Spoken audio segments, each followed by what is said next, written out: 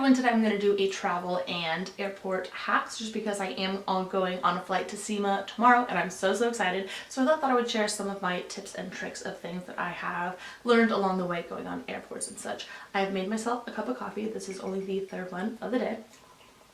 So if you want to make yourself a beverage, we can talk some travel tips. The first thing that I think is very important is having a directional suitcase, because with the wheels, if they're not directional, I don't know, like when I was in Philadelphia, I had these little ones that were way too short, and me and my sister just ended up like carrying these suitcases because they just were so hard to roll, especially in airports and such. Tip number 2, which probably sounds pretty obvious, is to wear like comfy clothes, especially for early morning flights. I always think these are the flights, these are the outfits that I'm gonna wear, like let's say Saturday, Sunday, and then have like a flight on Monday. But I always forget if I go in the morning, I don't want to put on like actual jeans. So having some sort of stretchy pants, yoga pants, comfy clothes for those like early morning flights is key. Phone wise, having an extendable charger, having all of your flight information on the phone, like in your wallet, is really important, just because then you can just like scan your airport like flight and everything, and if anything changes, it automatically updates on your phone. Having a cozy jacket and slip-on shoes is a must as well. On my flight to Disneyland, I just wore like Converse, and they said that, oh, we'll try to get you on your flight. We came there plenty of time, but they said, oh, we'll try to get you on your flight. It's like boarding in 5 minutes, or we're closing the gates in 5 minutes, even though they're boarding in 5 minutes. Anyways, long story short, I had my like shoes on and I like ran to the terminal with like shoes untied, because slip-on shoes would just make it way easier than having like tied shoes.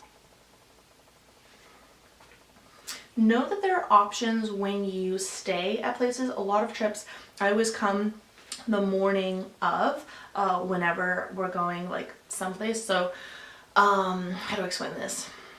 There are a couple of ways that you can get to a hotel, either or to a flight. If it's very close, like a local airport, obviously you can drive over there, which is the best option, I think, if that is an option for you.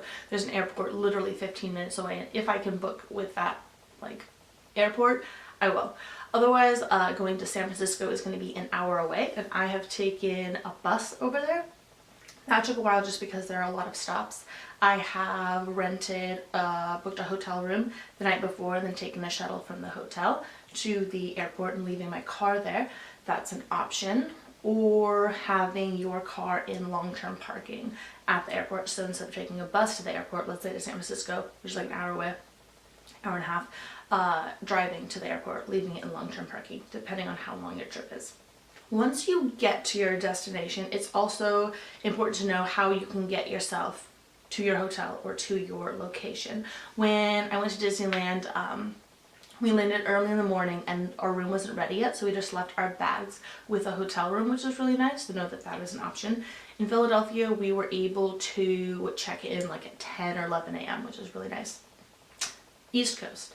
The train systems are just so nice. It's way less expensive than like Uber. I know I went to a conference there and people paid like $30 for an Uber, and my sister and I just paid like maybe $7 for, it was SEPTA, and it was just like a train ride, and it was so beautiful and so amazing. It was quite fun to go on a train because I just don't go on trains here in Northern California often. So know that there are options of taking a bus or a train, and Uber is not the only option.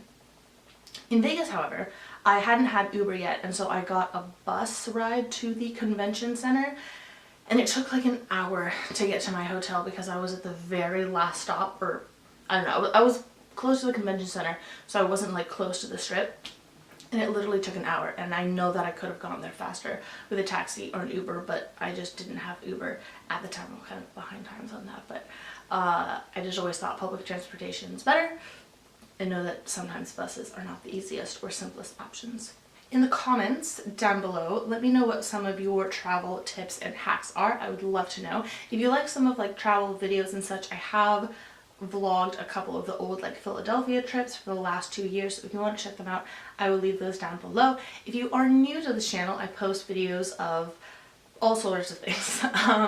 Like I've done cooking in the past, any like trips that I go to, like packing for trips, and car shows that I'm going to. I'm going to have coverage on SEMA, so stay tuned for that. If you did like the video, go ahead and give it a thumbs up, hit the subscribe button, and I'll see you very, very soon. Bye!